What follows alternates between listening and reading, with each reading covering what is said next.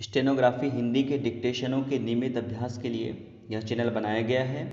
आपकी सफलता ही इस चैनल का उद्देश्य है। सबसे पहले अपने इस चैनल को सब्सक्राइब कर लें, साथ ही आगे के अपडेट्स के लिए बेल आइकन को प्रेस करना ना भूलें। डिक्टेशन का समय 5 मिनट। Ready, start.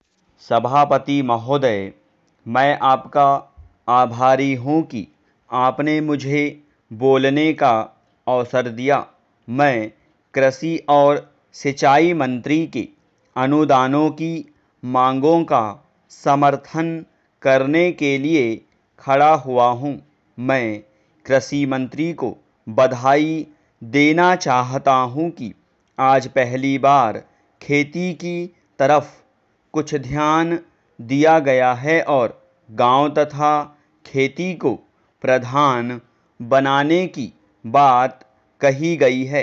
वैसे गांधी जी पहले भी कहा करते थे कि गांवों को प्रधान बनाने से ही देश की उन्नति होगी।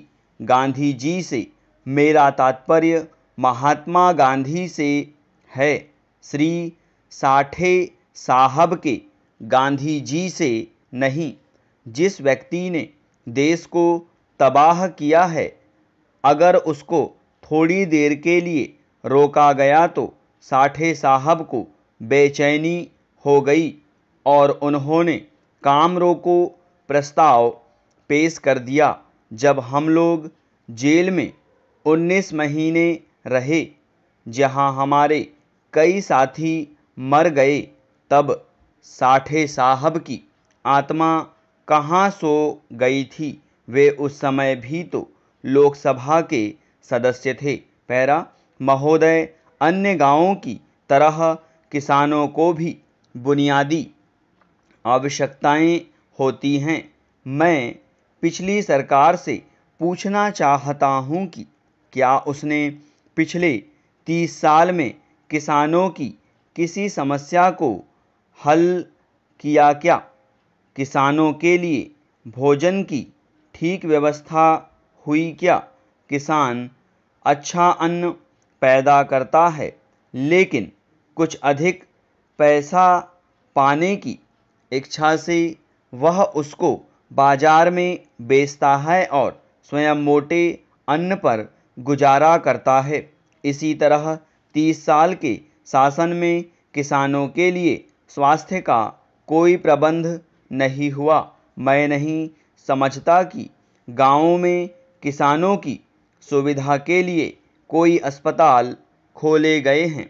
गांवों में 10-20 मील पर अगर कोई अस्पताल खुल गया हो तो उसकी दवाओं के बारे में जांच करने की आवश्यकता है।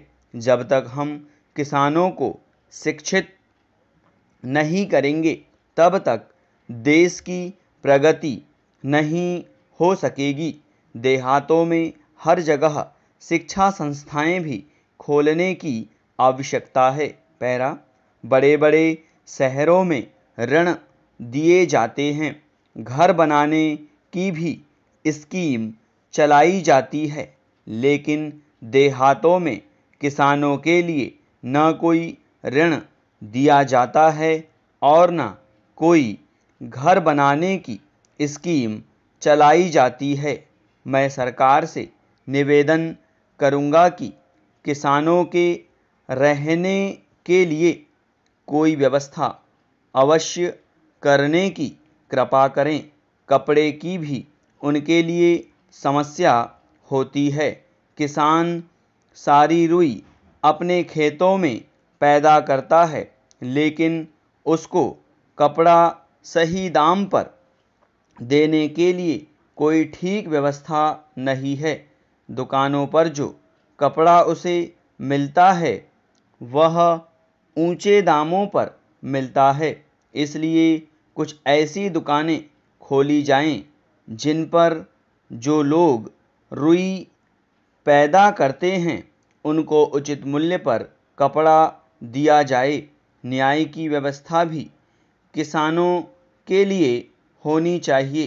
पंचायतों को कुछ अधिकार दिए जाएं और उनको आदेश दिए जाएं कि लोगों को अच्छे से अच्छा न्याय दें।